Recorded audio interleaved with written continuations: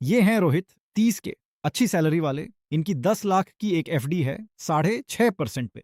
Bank कहता है हर साल 65,000 का ब्याज, सेफ, गारंटीड, बिना किसी टेंशन के। सुनने में परफेक्ट। रोहित खुश है। मार्केट गिरे या चढ़े, मेरा पैसा तो सेफ है। ये सोच हम सबकी होती है ना? पर साल के अंत में एक अजीब बात होती है। रोहित असल में पहले से गरीब हो जाता है, पैसा बढ़कर भी।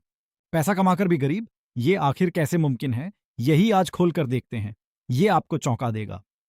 समझने के लिए अपनी एफडी को एक बाल्टी मान लीजिए। इसमें आपका पैसा भरा है। अब ध्यान से देखिए, ऊपर एक नल है। ये है आपका इंटरेस्ट, 6.5%। बाल्टी धीरे धीरे भरती जाती है। अब सबसे जरूरी दो शब्द, नॉमिनल और रियल। बैंक आपको हमेशा सिर्फ नॉमिनल नंबर दिखाता है, असली नहीं। नॉमिनल यानी कागज पर दिखने वाला नंबर, जो हमेशा ऊपर बढ़ता दिखता है, इसलिए अच्छा लगता है। पर असल में रियल मायने रखता है वो पैसा सच में कितना सामान खरीद सकता है। बस यही जरूरी है। अब बाल्टी में पहला छेद, टैक्स। और एफडी में तो ये छेद सबसे बड़ा होता है। जानते हैं क्यों? एफडी का ब्याज आपकी पूरी स्लैब पर टैक्स होता है, 30% तक। इक्विटी जैसी कोई स्पेशल छूट नहीं मिलती। अब दूसरा छेद और भी बड़ा, इन्फ्लेशन। हर साल चीजें महंगी होती जाती हैं, आपका पैसा वहीं रहता है। आज के 100 रुपये अगले साल 95 जितना ही खरीदेंगे। नोट वही है पर उसकी ताकत कम।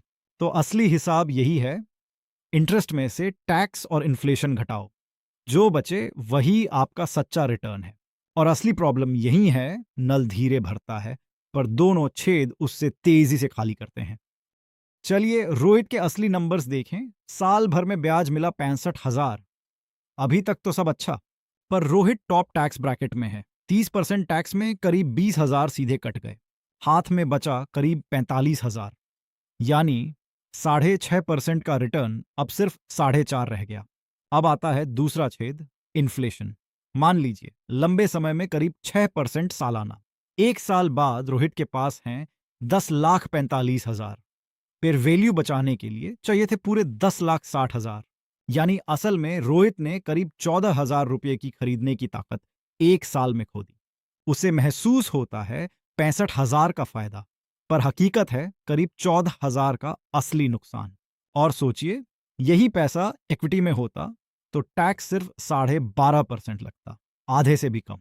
यानी सबसे सेफ मानी जाने वाली एफडी असल में सबसे ज्यादा टैक्स खाती है ना उल्टी बात? अब 10 साल का पूरा खेल देखिए। कागज पे रोहित के 10 लाख बनते हैं करीब 15.5 लाख। वाह! पर आज की असली वैल्यू में सिर्फ करीब 8.5 लाख। यानी शुरू के 10 लाख से भी कम। 10 साल में करीब 1.25 लाख से ज्यादा की ताकत गायब, चुपचाप, बिना किसी आवाज के। अब आती है वो सबसे बड़ी सोच, एफडी तो सबसे सेफ इन्वेस्टमेंट है। बस यहीं थोड़ा रुकिए। एफडी मार्केट क्रैश से सेफ है, हाँ बिल्कुल। पर इन्फ्लेशन से सेफ बिल्कुल नहीं है, यही असली खतरा है। मेरी साफ राय, ऊंची सैलरी वालों के लिए लंबी एफडी धीरे धीरे पक्का नुकसान है। पर रुकिए, एफडी बिल्कुल बेकार नहीं है, इसकी एक सही जगह है और वो समझना जरूरी है। पहला, इमरजेंसी फंड। यहां आपको सेफ्टी चाहिए, ज्यादा रिटर्न नहीं। इसके लिए एफडी एकदम परफेक्ट है। दूसरा, 2-3 साल के छोटे गोल्स। इतने कम समय का पैसा इक्विटी में डालना रिस्की है, एफडी ठीक है। तीसरा, सीनियर सिटीजन्स। उन्हें हर महीने प्रिडिक्टेबल इनकम चाहिए और अक्सर उन पर टैक्स भी कम लगता है। और अगर इनकम 12 लाख से कम है तो नए रिजिम में ब्याज लगभग टैक्स फ्री है। ऐसे लोगों के लिए एफडी मोटा मोटी इन्फ्लेशन के बराबर चलती है, असली नुकसान नहीं होता।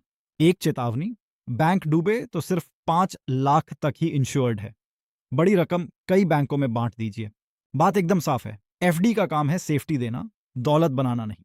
उसी हिसाब से इस्तेमाल कीजिए। अब वापस अपने रोहित पे आते हैं। उसका पासबुक कहता है पूरे 65,000 का फायदा।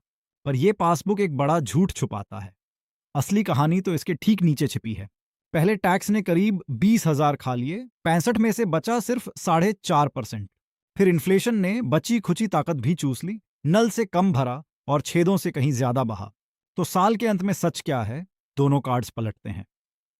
कागज पे पूरे 65,000 ऊपर, देखने में एकदम शानदार है ना? पर असल में करीब 14,000 का नुकसान आपकी खरीदने की ताकत में। यही है वो गैप जो कोई नहीं दिखाता। महसूस होता है फायदा, फिर हकीकत में नुकसान।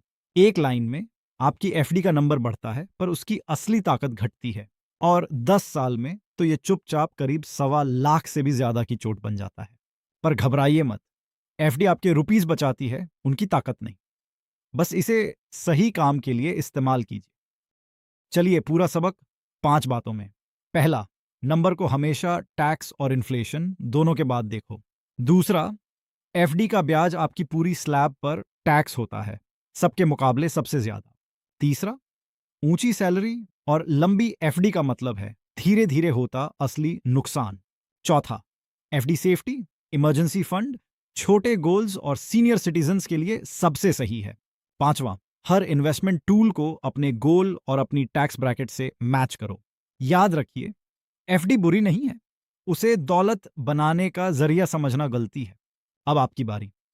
नीचे कमेंट में लिखिए आपकी एफडी कितने परसेंट पर है और आप कौन सी टैक्स ब्रैकेट में हैं, और अगली वीडियो में आपका इमरजेंसी फंड असल में कहां रखना चाहिए। जरूर देखिए। मिलते हैं।